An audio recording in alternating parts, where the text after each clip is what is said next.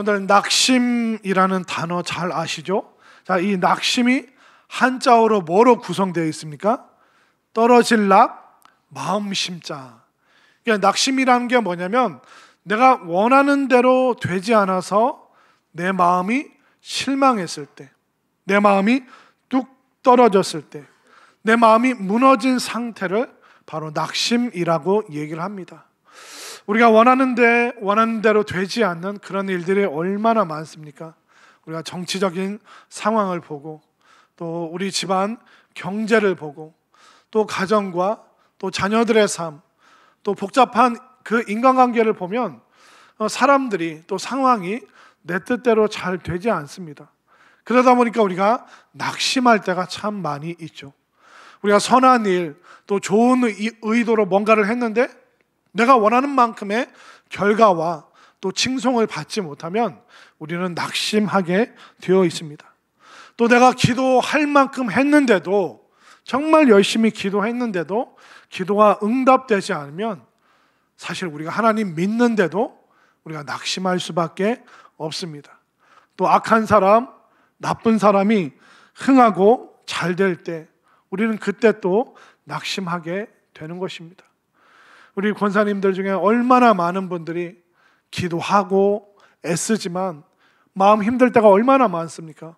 하나님 언제입니까? 언제까지입니까? 언제까지 이렇게 힘들어야 되고, 언제 내 남편, 내 자식들 주님 앞으로 돌아옵니까? 그렇게 외치고 하소연하다가 때로는 우리가 낙심하는 그런 경우를 참 많이 보게 됩니다. 이 낙심한다는 것은 단순히 정서적이고 또 정신적인 문제가 아닙니다. 이 낙심이라는 것은 마치 바이러스처럼 다른 사람에게 전염되기도 합니다. 낙심한 사람들이 가장 표면적으로 보여지는 두 가지 모습이 있는데 바로 짜증과 무기력입니다. 낙심한 사람한테 뭐 부탁하잖아요. 그럼 막 짜증냅니다. 그리고 돌아서서 막 이렇게 무기력하게 힘없이 주저앉아 있는 그런 모습들. 근데 우리가 그 모습을 가정에서 보고 일터에서 보면 어떻게 될까요? 가족들이 조심하다가 서로 짜증내고 같이 무기력에 빠지고, 또 힘없이 일하는 직원들과 동료가 되면 나도 덩달아 낙심할 수밖에 없는 것입니다. 오늘 본문 말씀에 나오는 이 주인공, 오늘 우리가 엘리야를 보게 될 텐데, 엘리야를 생각해 보면 그는 낙심할 일이 없을 것 같은 그런 사람이에요. 엘리야가 얼마나 대단하냐면 우리가 19장을 읽었는데 17장과 18장에 보잖아요. 그럼 엘리야가 사르밧 과부의 죽은 아들을 기도해서 살려냅니다. 여러분들 아무 감동이 없으십니까? 죽은 아들이 살아났는데, 죽은 자가 살아났는데 그 정도의 능력을 가지고 있는, 영적인 능력이 있는 사람이 엘리야예요. 그리고 3년 6개월 동안 북이스라엘에 가뭄이 왔습니다. 그런데 그가 기도해서 이제 비가 오기 시작했습니다. 사실 저도 어제 밤에 기도했습니다. 주일날 비 오게 해주세요. 사실 제가 어제 날씨를 보니까 비가 오겠더라고요. 근데 엘리야는 날씨 예보도 안 보고 기도했더니 비가 오잖아요. 그리고 그뿐만 아니라 얼마나 극적인 영적인 대결이 있었습니까? 바알과 또 아세라 그 선지자, 악한 우상 숭배를 하는 그 선지자 850명과 싸움을 해서, 영적 대결을 해서 하늘에서 불이 내려오고, 그 불이 모든 재물과 그리고 제단과 돌과 흙을 다 불사르고 그 악한 이방 선지자들도 다 불로 태우는 어마어마한 역사를 일으킨, 그렇기 때문에 그 어떤 낙심에 빠질래야 빠질 수 없었던 사람이 바로 엘리야였습니다. 죽은 자를 살리고 비가 오게 하고 하늘에서 불이 내리고 영적 싸움에서 이기고, 얼마나 대단한 사람입니까? 그런데 오늘 본문을 보니까 이 엘리야가 우리와 다를 바 없이 똑같이 낙심에 빠지는 사람인 것을 보여주고 있습니다.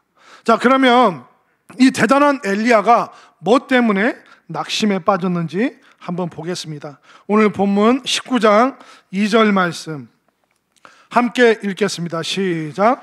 이세벨이 사신을 엘리야에게 보내어 이르되 내가 내일 이맘때에는 반드시 내 생명을 저 사람들 한 사람의 생명과 같이 하리라.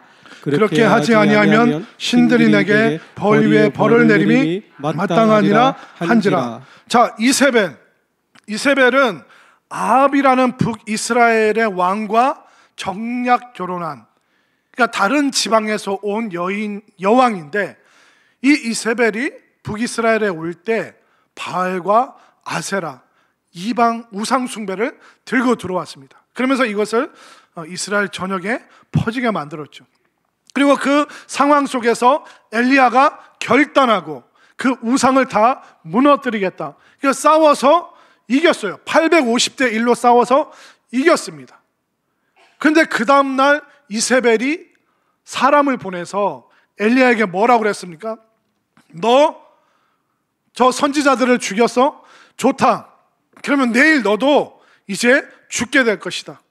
이 이세벨이 아주 무서운 저주의 말을 하니까 그렇게 대단하고 사람을 살리고 영적 전쟁에서 승리했던 이 엘리야가 갑자기 확 마음 가운데 두려움이 들어오기 시작했습니다. 자, 이 이세벨의 악한 말을 듣고 엘리야가 어떻게 행동을 했는지 한번 보시기 바랍니다. 자, 3절과 4절, 3절을 제가 4절을 여러분들 읽겠습니다. 그가 이 형편을 보고 일어나 자기의 생명을 위해 도망하여 유다에 속한 브엘세바에 이르러 자기의 사원을 그곳에 머물게 하고 자기 자신은 강하이로 들어가 하룻길쯤 가서 한 노뎀나무 아래에 앉아서 자기가 죽기를 원하여 이르되 여호와여 넉넉하오니 지금 내 생명을 거두시옵소서. 나는 내 조상들보다 낫지 못하나이다 하고. 그러니까 아이러니하지 않습니까? 이세벨의 그 악한 그 선지자들과 싸워서 이겼습니다. 그럼 이세벨 여왕이 저주의 말을 퍼부으면 그러면 담대하게 싸워서 이기고 이세벨 너도 멸망하게 될 것이다. 네가 숭배하는 우상과 함께 무너질 것이다. 이렇게 담대하게 엘리야가 외칠 줄 알았는데 그가 어떻게 합니까? 3절을 다시 한번 보십시오. 그가 이 형편을 보고 일어나 자기의 생명을 위하여 뭐하여? 도망하여. 그렇게 싸움의 자리에서 물러나지 않았던 그가 갑자기 두려워서 도망가고 있습니다. 근데 도망가는데 그의 인간적인 연약함을 드러냅니다. 3절 끝에 보면 브엘세바에 이르러 자기의 사환을 그곳에 머물게 하고, 그러니까 자기의 그 종과 같은 비서와 같은 도와주는 그 사람을 브엘세바에 머물게 합니다. 왜 그럴까요? 이세벨이 군대를 거느리고 추격해 올 때 그 시선을 분산시키는 겁니다. 그럼 이 종을 잡는 동안 나는 더 도망가야지. 엘리야가 너무 비겁한 모습을 지금 보여주고 있습니다. 그뿐만 아니라 4절을 보십시오.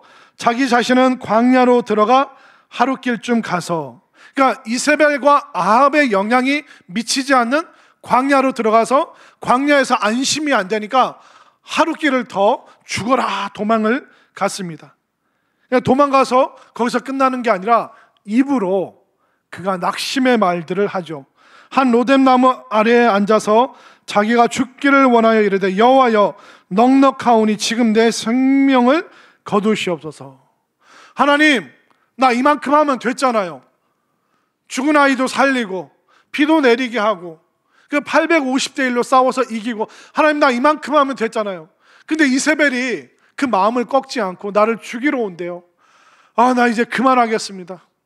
나 그만 이제 포기합니다. 나 할 만큼 했습니다. 차라리 내 생명을 거두어 가십시오. 아니, 침체에 빠지지 않을 것 같은, 절대로 낙심과는 상관없을 것 같은 엘리야가 지금 엄청난 낙심에 빠져 있습니다. 왜 그랬을까요? 이세벨이 변할 줄 알았어요. 이세벨이 겁을 먹고 엘리야 앞에 바짝 수그릴 줄 알았어요. 그런데 이 악한 여왕은 더 악을 쓰고 길길이 날뛰니까 그 상황 속에서, 그 형편을 보면서, 그 환경 속에서 그의 마음속에 낙심과 두려움이 지금 찾아오고 있는 것입니다. 그러면서 아주 멀리 하나님도 못 찾을 그런 광야로 그는 도망가고 있습니다. 자, 이 엘리야의 이런 상황을 뭐라고 할까요? 탈진이라고 말하고 영어로 뭐라고 할까요? 주보에 다 나와 있습니다. 제가 번아웃이라고 잘 써놨습니다. 번아웃이 뭘까요? 다 타서 지금 제밖에 안 남은 상태, 모든 에너지, 모든 힘을 다 쏟아붓고 나서 아무것도 남아있지 않는, 모든 것을 다 소진하고 고갈시키고 텅텅 비어있는 상태를 탈진, 번아웃, 그 상황 속에서 지금 엘리야가 낙심하고 있습니다. 왜 사람이 탈진에 이를까요? 그 이유가 있는데, 사람이 어떻게 이루어져 있을까요? 영, 혼, 육으로 이루어져 있습니다. 근데 탈진이 이 세 가지로 오는데, 첫 번째 탈진의 이유는 뭐냐면, 우리가 육체적으로 너무 피곤하잖아요. 과로하잖아요.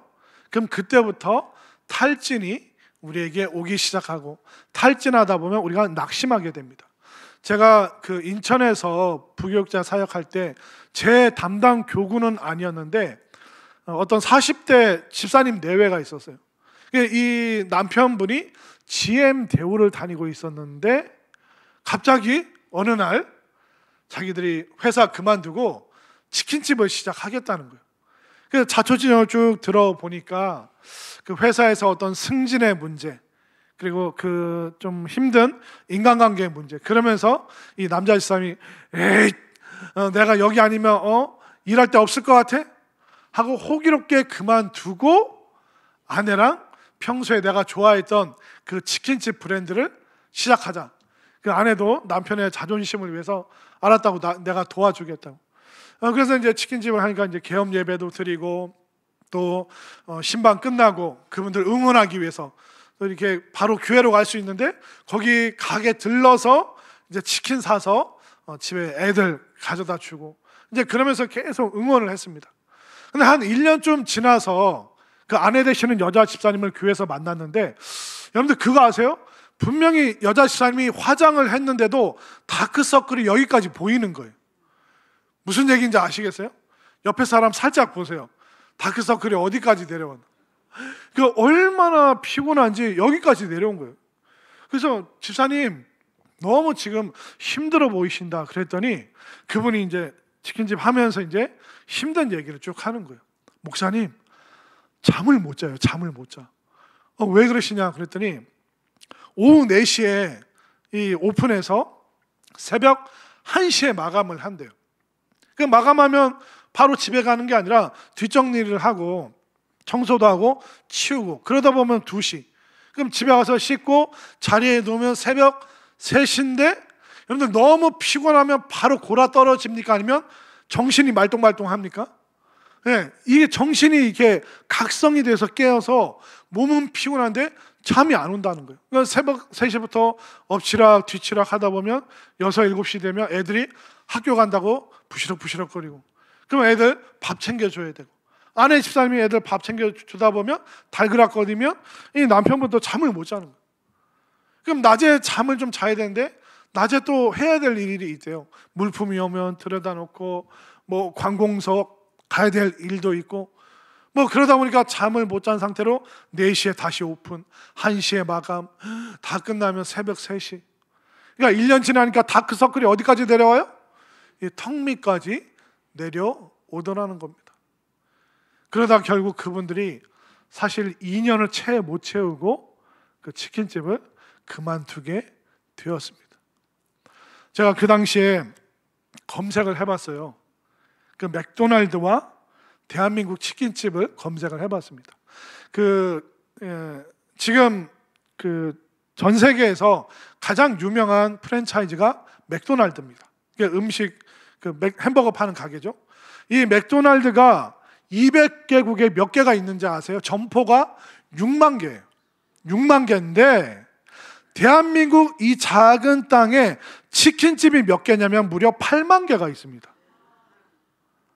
맥도날드가 전 세계에 깔아놓은 점포가 6만 개인데 우리나라 한 군데에만 치킨집이 몇 개라고요? 8만 개. 그럼 피자집, 그리고 커피숍, 카페, 이 과연 몇 개나 되겠습니까? 그러니까 그 많은 치킨집 속에서 본인이 선택을 받아야 되는 거예요. 그러니까 본인이 직장 생활할 때는 그냥 한 달에 한 번 그냥 이런 치킨집 돌아가면서 먹었는데 본인이 치킨집 하니까 그때서야 치킨집이 이렇게나 많구나. 그제서야 보이더래요. 그러니까 경쟁도 심하죠. 마케팅도 해야죠. 잠 못 자죠. 그러니까 사람이 잠을 못 자니까 완전히 탈진 상태, 번아웃 상태에 빠지는 것을 보았습니다. 그리고 영혼, 육으로 이루어져 있고 혼, 그러니까 정신적인, 정서적인 영역에 있어서 우리가 또 탈진에 빠질 수가 있는데 그 이유가 뭐냐면 우리가 정서적으로 공허함을 느끼면 그때부터 번아웃이 시작됩니다. 그러니까 마음의 공허함. 그 연예인들이 많이 그런 증세가 있죠. 그래서 연예인들 보면 뭐 대마초라든가 마약에 손대는 이유가 뭐냐면 정신적인 공허함. 막 공연을 하고 무슨 이렇게 팬 미팅을 하면 사람들이 환호하고 사진 찍어주고 너무 좋아요, 사랑해요 막 그러는데 그 공연과 모임이 끝나고 그 텅 빈 자리를 볼 때 사람들이 계속 나를 사랑해 줄까? 사람들이 계속 나에게 이런 환호를 보내줄까? 어느 순간 그 빈자리를 보면서 두려움과 공허함이 연예인들이 생기기 시작합니다. 가정주부, 그러니까 집안일을 하시는 어머니 분들에게 오는 건 뭐냐면 빈둥지 증후군이라고 있습니다. 막 아이들 막 뒷바라지하고 키울 때는 막 좋아요. 내 존재의 의미가 있으니까. 근데 애들 다 키워서 멀리 대학 보내고 또 직장 멀리 가고 또 시집장가 가면 어때요? 누구만 덩그리 남아 있어요? 말 안 듣는 남편만 옆에 있습니다. 물 떠다 달라, 양말 어딨냐 계속 찾습니다. 그때부터 일거리는 확 줄었어요. 밥하고 설거지하고 빨래하는 게 확 줄었어요. 그러면서 뭐도 줄어드냐면 내 존재의 의미. 그러니까 애들 뒷바라지 할 때는 내가 의미 있는 존재였어요. 내 모든 활동에 의미를 부여할 수 있었어요. 그러나 자녀들이 다 떠나가는 순간 내가 뭐지? 나는 뭐 하는 사람이지? 그때서야 내 의미를 찾기 시작하는데 내 존재의 의미를 찾지 못하니까 빈둥지에서 덩그러니 혼자 남아서 외로움을, 그 마음의 허전함을, 공허함을 달랠 길이 없다는 것입니다. 영, 혼, 육. 또 우리가 영적인 고갈, 영적인 소진 상태, 영적으로 번아웃이 될 때도 있습니다. 그 미국의 윌로우 크릭 교회 빌 하이벨스 목사님, 아마 90년대 때 굉장히 유명했던, 우리가 그 당시에 새들백의 리고렌 목사님 들어보셨죠? 그리고 윌로우 크릭 빌 하이벨스 목사님, 이 두 분이 미국 부흥의 양대 산맥이었습니다. 그러니까 뭐 몇만 명 모이는 어마어마한 교회예요. 근데 어느 날 이 빌 하이벨스 목사님 마음 가운데 두려움이 찾아오기 시작했어요. 다음 주에 몇만 명 모이는 교회인데 다음 주에 성도들이 아무도 안 오면 어떡하지? 비 온다고, 눈 온다고 교회를 안 오면 어떡하지? 우리 스태프들과 잘 준비했는데 스태프 누가 실수하면 어떡하지? 내가 설교하다가 이 말이 꼬이고 갑자기 그 다음 멘트가 생각이 안 나면 어떡하지? 그러니까 사람들 앞에서, 성도들 앞에서 설교하는데 식은땀이 나고 사람들이 웃으면서 반기는데 두려움이 찾아오기 시작했습니다. 이게 공황 증세죠. 여러분들 이해가 되십니까? 계속 성장하는 몇만 명 모이는 교회 목사님이 사람들이 안 올까 봐 두려움에 사로잡히기 시작했습니다.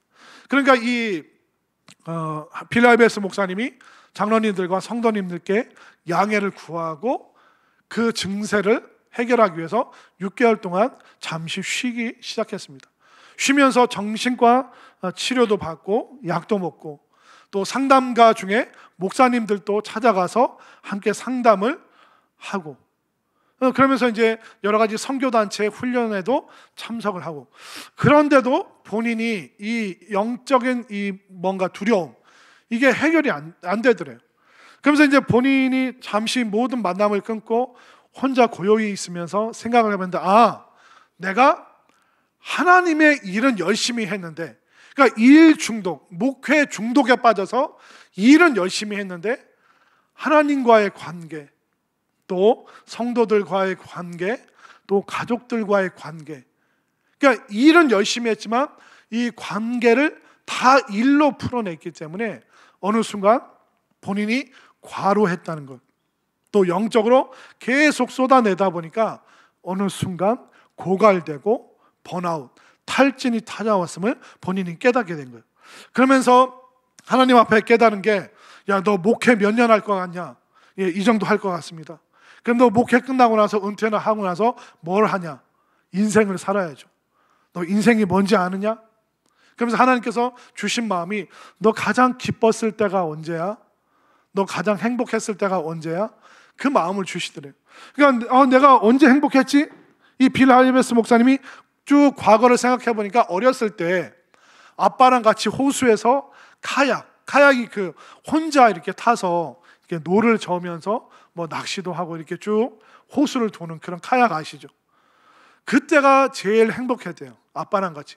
근데 지금은 아빠는 안 계시고, 그래서 빌 할리베스 목사님이 쉬는 동안 뭘 했냐면 호숫가에 이렇게 작은 이렇게 움막 같은 걸 지어놓고 이제 거기서 이제 대패로 나무를 깎는 거예요.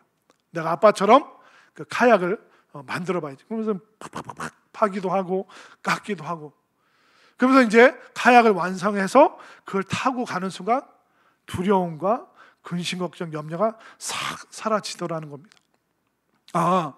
내가 너무 일 중독에 빠졌구나. 내가 가족들에 대해서도, 성도들과도 일이 아니라 관계로 만나야 되고, 하나님도 내가 그렇게 하나님을 아빠로 만나야 되는데, 하나님 내가 잘했죠? 마치 하나님께 매주 결제 서류 받으러 가는 그런 심정으로 목회를 하다 보니까 어느 순간 탁 영적인 탈진이 왔던 것이죠. 여러분들 어떻습니까? 아마 우리 성도님들도 마찬가지일 거예요. 여러분들 너무 과로하시잖아요. 잠을 못 자고 여러분들 너무 애를 쓰다 보면 어느 순간 여러분들 탈진할 수밖에 없습니다. 정서적으로 내 존재의 의미, 내가 왜 사는가, 이걸 정서적으로 여러분들이 깨닫지 못한다면 어느 순간 여러분들에게 공허한 탈진이 오게 되어 있습니다. 영적으로도 우리가 마찬가지입니다. 하나님 앞에서 하나님과 친밀한 그 관계가 되는데 그게 되지 않고 일로, 종교 생활로 여러분들이 교회에 나오다 보면 어느 순간 삐끗할 때 여러분들이 탈진을 겪을 수밖에 없는 것이죠. 예전에 어떤 주일날 엄마가 아들을 막 깨웠어요. 아들, 오늘 주일이야, 교회 가야지. 그러니까 이 아들이 짜증을 팍 내면서 이불을 뒤집어 쓰면서, 나 오늘 교회 안 가. 아니, 오늘 또 왜 그래? 아니, 교회 가도 학생들이 나 반갑게 맞아주지도 않고, 주일날 대회 가면 장로님들 막, 우리는 안 그런데 장로님들 막 대표 기도도 너무 길고, 우리는 안 그런데 찬양팀이랑 찬양대 음정 박자 틀리기도 하고, 그래서 나 오늘 교회 가기 싫어. 그때 엄마가 달래면서, 야, 그래도 네가 담임 목사인데 교회 가야지. 그러니까 우리가 탈진이 오면 낙심하게 돼 있어요. 낙심하다 보면 무기력해집니다. 그리고 방향을 놓치게 되고요, 인생의 그 고삐를 놔버리면서 에이, 될 대로 되라. 그게 바로 낙심한 사람의 영적인 상태고 또 삶의 현 주소라는 거죠. 자, 그런데 이 엘리야도 우리랑 똑같은 그런 탈진과 번아웃, 낙심이 왔다는 거예요. 근데 이 탈진한, 낙심한 이 엘리야에게 하나님께서 어떤 처방을 내리실까요? 한번 살펴보면서 여러분들도 위로받으시기를 바랍니다. 자, 먼저 5절 말씀. 자, 5절 말씀 함께 읽겠습니다. 시작. 로뎀 나무 아래에 누워 자더니 천사가 그를 어루만지며 그에게 이르되 일어나서 먹으라 하는지라.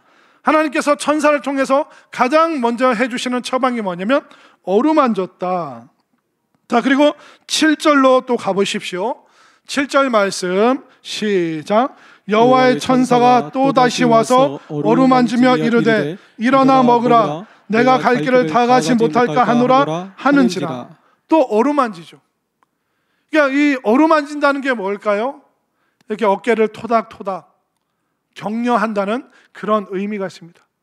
우리가 누군가가 애쓰고 막 힘들게 일할 때 아이고 수고하신다고 이렇게 누군가가 이렇게 어루만질 때 우리가 위로를 받고 격려를 받고 안도를 받게 됩니다. 어떻게 보면 이 어루만진다가 하나님께서 엘리야를 쓰다듬는 것과 똑같죠. 여러분들 혹시 집에 그 강아지 키우시는 분들, 강아지들이 주인이 오면 계속 뭐 해달라고 합니까? 만져달라고 하잖아요. 막 턱을 만져달라, 막 머리를 쓰다듬어 달라, 등을 빗어달라, 막 그러면 가야 되잖아요. 안 가고 또 뭐예요? 또 고개를 쳐들고 또 쓰다듬어 달라고 하잖아요. 강아지를 또 애착, 어떤 친밀함, 그 위로, 그 터치를 통해서 경험을 하는 것입니다. 또 옛날에 손주들이 배 아프다 그러면 할머니 손이 무슨 손? 약손이 돼서 아이의 배를, 손주의 배를 어루만져 줍니다. 그러면 따뜻한 할머니 손길 느끼다가 스르르 잠들고, 그럼 깨나 보면 배가 하나도 안 아프고, 그럼 막 이렇게 또 맛있는 거 먹고, 그런 터치가 우리에게 위로와 위안과 또 새로운 처방이 될 수 있는 것이죠. 또 예배 끝나면 우리 남자분들 나가실 때 제가 항상 뭐 합니까? 악수하죠. 이 악수의 의미가 뭡니까? 목사님 오늘 은혜 많이 받았습니다. 예, 성도님, 지사님 또 한 주간 승리하십시오 라는 그런 터치, 그런 어떤 격려와 위안이 여기 있는 거예요. 그러니까 여러분들 예배 끝나고 나가실 때 제발 제 뒤로 도망가지 마시고 제 앞으로 지나가시길 바랍니다. 우리가 손은 못 잡아도 눈은 마주칠 수 있잖아요. 우리가 눈빛으로 격려하고 눈빛으로 은혜 받았다고 하고 또 눈빛으로 한 주 승리하고. 그러니까 제 뒤로 가시는 분은 다 경찰에 신고하겠습니다. 앞으로 안 지나간다고. 그렇기 때문에 우리가 그런 터치를 통해서 우리가 위로받고 격려받고 또 새로운 힘을 얻는 줄 믿으시길 바랍니다. 또 하나님께서 이 엘리야에게 두 번째 처방이 뭐냐면 신체적으로 필요한 것을 제공해 주고 계십니다. 자, 어루만짐 이후에 5절을 보십시오. 그를 어루만지며 그에게 이르되 일어나서 뭐하라? 먹으라 하는지라. 6절 함께 읽겠습니다. 시작. 본즉 머리맡에 숯불에 구운 떡과 한 병 물이 있더라. 이에 먹고 마시고 다시 누웠더니. 자, 구운 떡과 한 병 물, 이 병이 뭘까요? 삼다수가 아닐까라고 제가 추측을 한번 해봅니다. 자, 우리가 먹어야 사는 존재예요. 하루에 몇 번 먹어야 됩니까?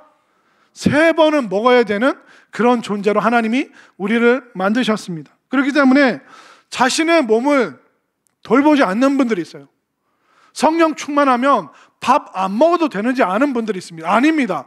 우리는 영, 혼, 육으로 이루어져 있기 때문에 우리는 먹어야 사는 존재고 마셔야 되는 거예요. 우리가 먹고 마실 때 얼마나 큰 위로가 됩니까? 서운한 것도 다 풀리고요. 밥 먹잖아요? 그럼 짜증도 다 사라집니다. 여러분들 뭐 부탁할 때요, 전화할 때 밥 시간 지나서 하세요. 밥 때 전에 전화하면 배고파서 짜증나요. 그러니까 그때 부탁하시면 안 돼요. 밥 시간 지나서. 아니면 밥 사주면서 부탁을 하잖아요. 그럼 훨씬 효과가 좋습니다. 그렇기 때문에 하나님께서 우리를 먹어야 사는 존재, 그걸 아시기 때문에 엘리야도 다른 게 아니에요. 뭐 혼내거나 세미나를 시작하고 그게 아니라 먹어, 그리고 마셔라. 그리고 예수님께서도 배신했던 제자들을 찾아오셨을 때 그 제자들 완전히 육체적으로 탈진해 있었습니다. 밤새도록 그물을 내렸지만 한 마리도 못 잡았어요. 또 예수님이 안 계시니까 얼마나 마음이 공허합니까? 또 영적으로 번아웃이 됐죠. 그들을 찾아오셔서 예수님께서 호숫가에 불을 피우시고 떡과 물고기를 구우셨습니다. 그 3번 배신의 말을 한 베드로에게 3번 사랑하냐고 물으십니다. 그에게 영적인 터치, 어루만짐, 그리고 그들의 육체적인 필요를 음식으로 공급해 주시면서 힘을 북돋아 주셨던 것이죠. 여러분들 예배 끝나고 집에 그냥 가지 마시고 또 식당 가서 꼭 식사하시길 바랍니다. 하나님께서 여러분들 영적으로 또 육적으로 채워주는 교회 공동체를 통하여 다시 한번 위로받으시고 힘을 얻으시고 낙심해서 여러분들 빨리 탈출할 수 있게 되기를 바랍니다. 그리고 하나님께서 영적으로 그에게 의미 부여를 해주고 계십니다. 사명. 자, 7절을 한번 볼까요? 자, 7절 말씀 시작. 여호와의 천사가 또다시 와서 어루만지며 이르되 일어나 먹으라. 내가 갈 길을 다 가지 못할까 하노라 하는지라. 네가 지금 갈 길이 있다. 왜 낙심했느냐? 왜 탈진했느냐? 왜 번아웃 당했느냐? 왜 이세벨을 이기지 못하느냐? 너는 지금 가야 될 길이 있는데 너 왜 여기 지금 주저앉아 있느냐? 우리 성도님들이 가야 될 길이 어딜까요? 화목한 전도에서 우리가 만나게 되기를 바랍니다. 토요일 날 대청소 시간에 대청소가 우리의 사명입니다. 오늘 예배 드리신 분들 토요일 날 볼 수 있게 되기를 바랍니다. 옆에 사람 보세요. 토요일 날 올지 안 올지 한번 잘 살펴보세요. 얼굴을. 그냥 우리가 가야 될 사명이 있는 거예요. 엘리야가 가야 될 길이 있고 여러분들이 다시 힘을 내서 가정으로 일터로 삶의 자리로 힘있게 나아가야 될 줄로 믿습니다. 지금 기도가 멈춘 분들은 기도의 자리로 오는 것, 말씀 배우는 것을 중단하신 분들은 주중에 성경 공부가 얼마나 많습니까? 성경 공부의 자리로 오는 것, 예배를 너무 오랜 시간 예배 방학을 하신 분들은 다시 개학해서 예배 자리로 가는 것이 바로 여러분들의 사명이고 부름임을 믿으시기를 바랍니다. 그 사명을 꽉 붙잡고 힘을 낸 엘리야가 이 시에 어떻게 할까요? 하나님께서 처방을 내려주셨잖아요. 어루만져 주시고 먹을 것을 주시고 너의 달려갈 길, 삶의 의미를 부여해 주시니까, 사명을 주시니까 그가 달려갑니다. 8절 말씀을 보겠습니다. 8절 말씀 시작.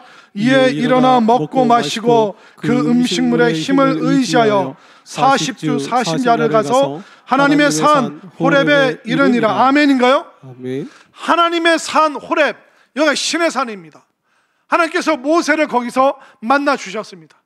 이제 엘리야도 다시 한번 하나님 만나기를 원합니다. 그래서 그가 힘을 얻어서 40일 낮 동안 40일 밤 동안 그가 쉬지 않고 달려가는 그 힘을 가지고 하나님을 만나고자 하는 소망, 나 하나님 만나면 됩니다. 하나님 만나고 싶습니다. 하나님이 나의 힘이시고 나의 능력입니다. 이제 나는 낙심하지 않고 결심하여서 나는 하나님께 달려가기를 원합니다. 이 결단과 이 결심, 이 마음이 여러분들의 고백이 되어서 낙심을 이겨내고 결심의 자리에서 하나님을 만나는 소망이 넘치는 우리 모두의 인생이 될 수 있기를 간절히 소망합니다.